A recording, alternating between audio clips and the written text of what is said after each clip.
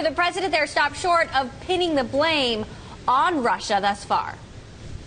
He walked up to that line, but he certainly did not cross it, Emily, in his comments here at the White House just a short time ago. The president calling it an outrage, calling for an immediate ceasefire in Ukraine, calling for a credible international investigation to be able to get to that crash site, for the evidence there not to be tampered with and compromised in any way. But he certainly made clear that he does believe Russia bears some responsibility here. And he put the onus specifically on President Putin to do more to de-escalate the crisis, to bring the tensions down, saying Mr. Putin has the capability to do it. Take a listen to the president.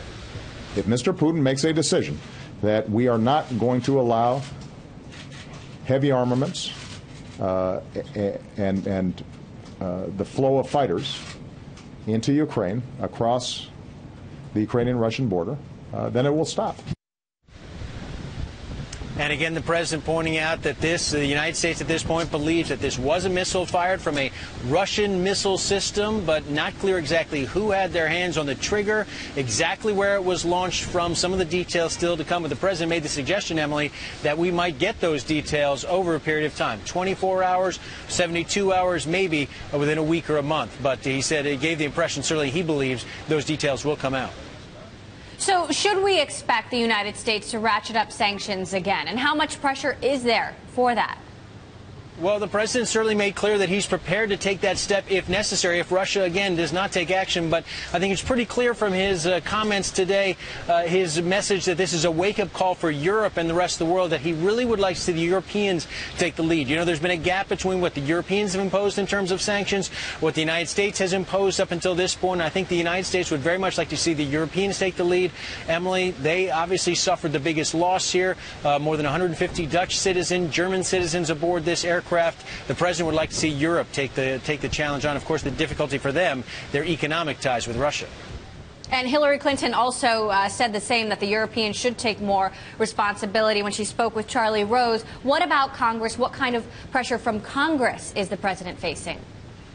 Well, the president is facing some criticism, particularly from Republicans who say he should have been more aggressive initially, should have imposed tougher sanctions. There are now some members of Congress, particularly Republicans, calling for the president to provide more military support to the Ukrainian government, not American boots on the ground, but maybe some armaments or at least technical expertise going forward. But it's not clear that that criticism, that push from Republicans in Congress is going to get the president to move all that much. I think he wants more facts on the ground before the U.S. makes any change in position with the Ukrainian government, certainly with regard to military support.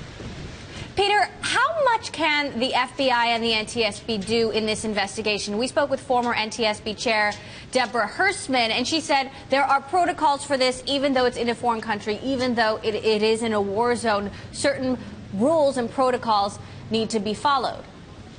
Yeah, well, we did get word today that the NTSB and the FBI both sending teams to the crash site. It is an open question how much they can get done. Certainly, these are some of the most respected, best-trained accident investigators, air crash investigators in the world today. But this is a war zone. There are questions about whether the evidence has already been tampered with, who actually is in possession of the black boxes. Certainly, they can be helpful. But at the end of the day, Emily, we already pretty much know why this plane came down. It came down from a missile. So not sure the black boxes and the accident investigators are going to be able to tell us that much more. Now, Peter, President Putin of Russia has his own theories about what happened, and all of them seem to be all but the obvious theory. How does that play in to the situation here?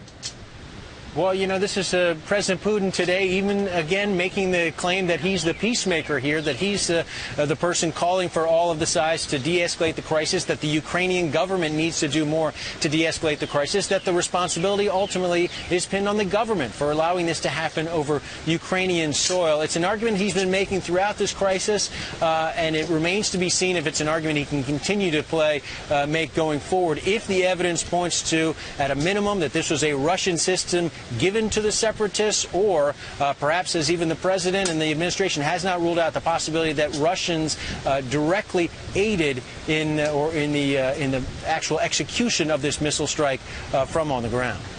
Now, the president earlier emphasized the importance of having an objective investigation. Take a listen again to what he had to say on that front. We don't have time for propaganda. We don't have time for games. We need to know exactly what happened, and everybody needs to make sure that we're holding accountable those who committed this outrage. At this point, Peter, how confident is the White House and our U.S. officials that we will get an objective investigation there?